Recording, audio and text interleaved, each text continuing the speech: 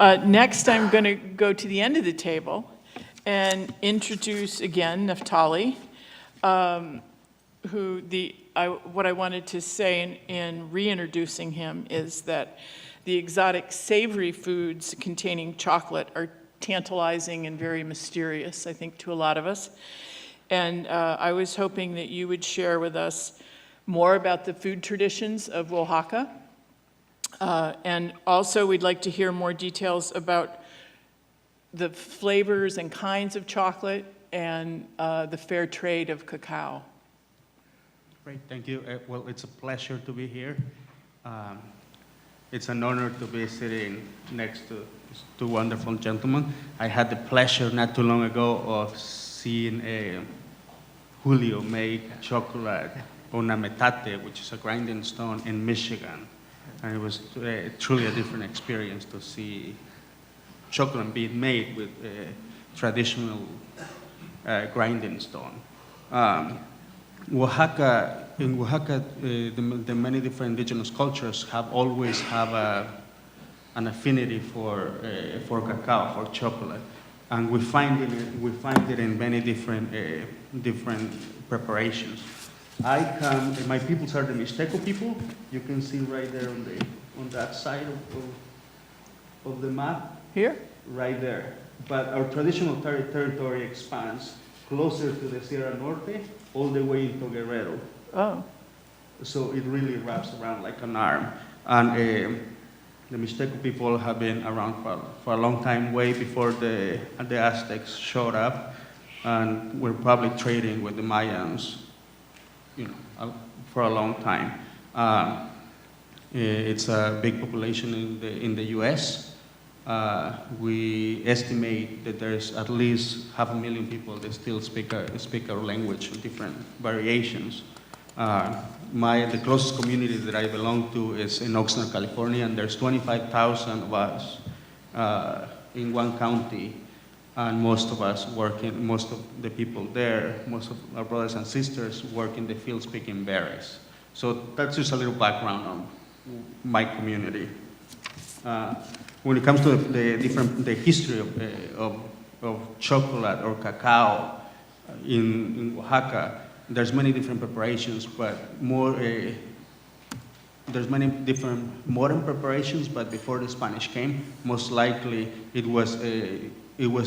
cacao was made into a drink, and blended with herbs and wild honey. Before the Spanish came, we didn't have sugar cane, so it was most likely used blended with a little bit of wild honey and herbs, mostly for ceremonial reasons and for energy. There are now, that's a beautiful picture of one of the local markets in Oaxaca. I don't know if any of you have been to Oaxaca, but it's one of the most vibrant places in the world. There's at least 14 indigenous groups still in one state, with about 54, 56 variations of different languages. Right there we have one of the preparations in which you use cacao or chocolate as an ingredient is the mole. I have some right here that I'll be preparing tomorrow, actually, for a cooking demo.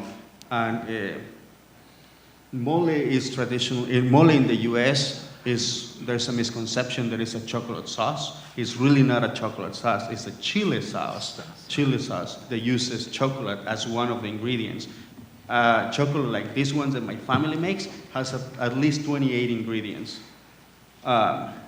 with only one of them being chocolate or cacao, depending on what you're going for. If you're going for like a black mole, you're gonna go a little bit more spicy. So it's gonna be cacao, what you wanna use, so that it's not too sweet. So there's a little bit of misconception in the U.S. when restaurants advertise mole as a chocolate sauce, because it's not. Right here we have a mole plate, a little bit avant-garde. And do you think that's two moles? Do you think the yellow is No, it's a probably form of just, a it's mole? probably just one mole rojo, which is a red mole, and the difference between a red mole and a black mole is just gonna be the chiles used. Right here we have some of the traditional mole chocolate rounds, and what you're gonna if you grow up in Oaxaca and you drink chocolate almost every day or often, at least 2 or 3 times a week, mostly with atole. Atole is a corn-based drink, and you add chocolate. And some of the main ingredients of a traditional chocolate are going to be just cacao, sugar, cinnamon, and sometimes almond, and that's it. So you take the ingredients, you take them to get them ground, and then you're going to come home and press them when it's warm. Before this picture, we were looking at is a drink called tejate, and tejate translates into something closer to drink of the gods, and it's made out of cacao and the pit of a mamey fruit, and then the flower of the cacao tree, and that's a very traditional drink, and you'll Here? That one. So Yes. you'll see people, that picture is most likely from the Tejate competition. So women from different communities will come and make the drink right there in front of everybody, and then the people will decide who made the best. So that's a little bit of some of the traditional ways that we drink chocolate. Another one is champurrado. It's obviously used cacao is used as an ingredient for moles. And there's a couple more that I would like to highlight. One of them is chocolate rojo, which would be probably Julio also. I don't know if you guys drink the same, but it'll be like a chocolate with a chote seed, and it has a very interesting flavor, but it's also most likely was used for ceremonial reasons. Can I just add that I don't think folks realize that that's in everything from butter to, because it's a coloring, it's a natural coloring. Right? I mean, it's interesting. We think that it's indigenous to Mesoamerica, and it is, but now it's a very common additive to add color. So it's how butter is usually made a little more yellow. Yeah. We can go to the next slide. There's just some pictures of chiles. Are these all dried? They're all dried, and another part of the Colombian exchange that Sue was talking about a little bit earlier. Imagine, so most of the basic 4 ingredients of Oaxacan cuisine are gonna be squash, corn, beans, and chili, and they're pretty much have become part of many different diets around the world. Imagine, let's say Asia without chiles. I love Asian food. I love Vietnamese food.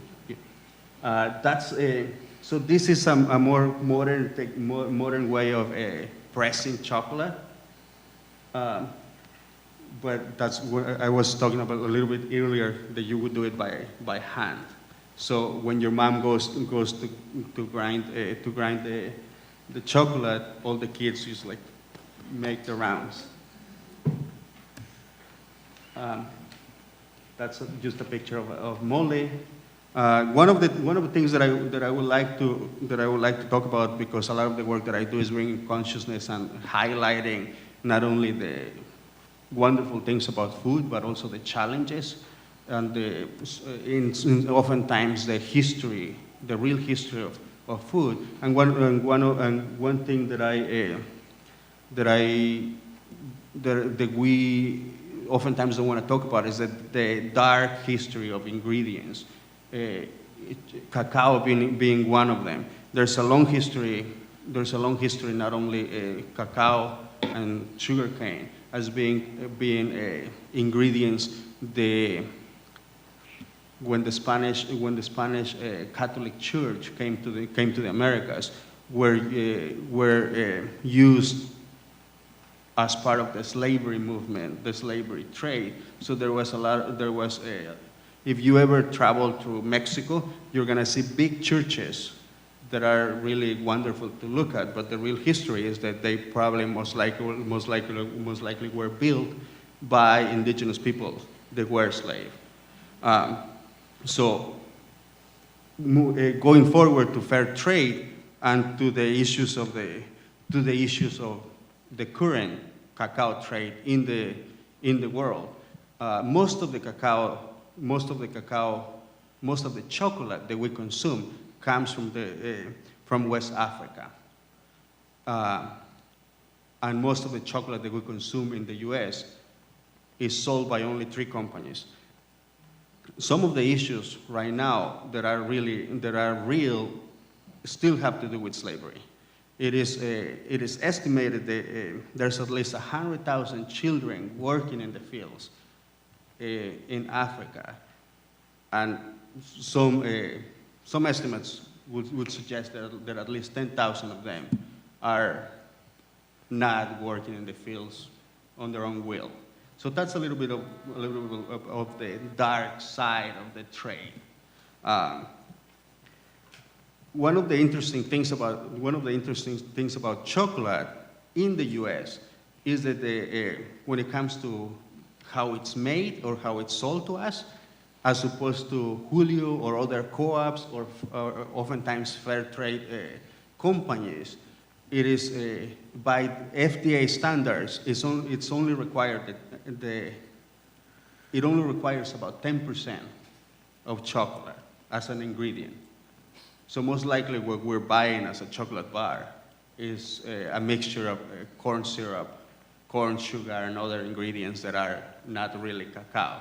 So that's one of the things that, having these talks like this, we want to make sure to recognize that and make sure that we start creating a dialogue in which we all encourage each other to start buying from small co-ops, from companies that work with small producers like Julio. There's probably other co-ops, and there's probably a lot of resources. And you want to make sure that you support. As I said, most of the cacao comes from West Africa. But if you look at history, cacao comes from Julio's people. So there should be a way for us to support, as consumers, to support their trade and their traditions. There's this quote that I love to repeat. That is, as indigenous peoples, there's 2 things. There's by a food historian. His name is Michael Tweedy. There's 2 things that are the last 2 things to lose, and then we lose our identity as indigenous peoples. One is your food, and one is your language.